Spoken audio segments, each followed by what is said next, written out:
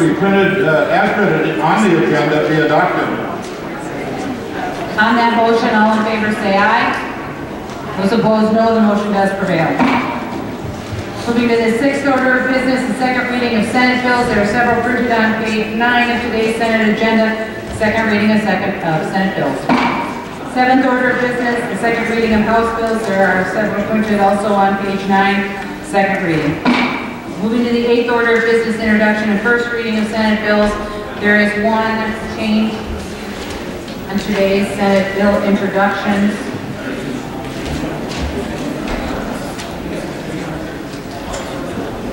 It is page 5. Senate File 2324 will be referred to the Committee on Commerce.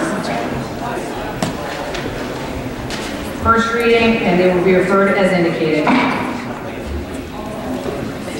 Moving to the ninth order of business, motions and resolutions. There are 9 authors' motions printed on today's Senate agenda. They will be taken as one motion. All in favor say aye. Those opposed, no. The motion does prevail. Remaining under motions and resolutions, Senator Senchum.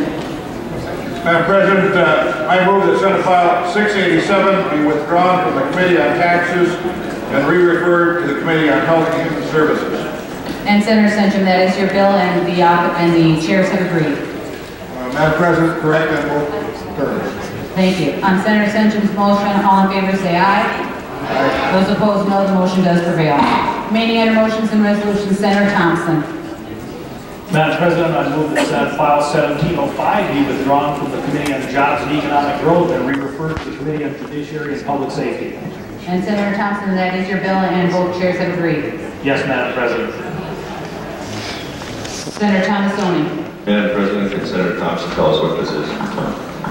Senator Thompson. Yes, this is the constitutional amendment to employee freedom. Senator Thomasoni. Madam President, this is obviously a jobs bill, and why is this being moved from one committee to another?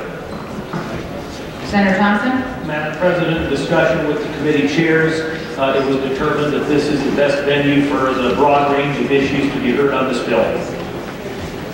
Senator Thomasoni. Madam President, right to work is pretty important jobs legislation, and if it doesn't go through the jobs committee first, it seems to me we're not prioritizing our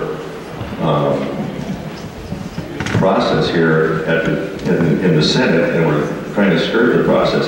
And I worry that when you don't go to the appropriate committee for a bill like this, that ultimately it misses a couple of the committees and ends up being on the Senate floor without doing the due process. This is a big potential change to the laws of the state of Minnesota and to the Constitution of the state of Minnesota. And for this to be taken lightly as can just be moved from one committee to another because the chair said it's okay is not an appropriate thing, I don't believe. You know, we have had the right to work in Minnesota we have not had the right to work in Minnesota for many years because of the fact that, quite frankly, we have a priority on how important it is to pay workers and to make sure that workers have the right to organize, and when they organize, they understand what's going to happen.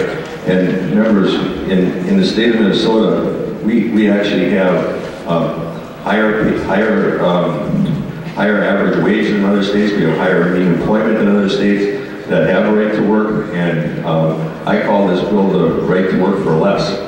And so, Madam President, the specific law itself regarding this type of legislation. Madam President, Senator Limmer, are there any particular provisions in the bill, other than the fact that it's a constitutional amendment, that would bring it within the Judiciary Committee's jurisdiction? Senator Limmer. Madam President, Senator Latz, we know that a right to organize, a right to be a member of a labor organization is a factor of law. The consequence of that membership and how that membership is included in the law, the effect of, at least in Minnesota, the question of whether a forced membership in a labor union is essentially in law itself right now. It's the practice of the state. There's a lot of legal issues that definitely would fit in the jurisdiction of the Judiciary Committee. Madam President, Senator Latz.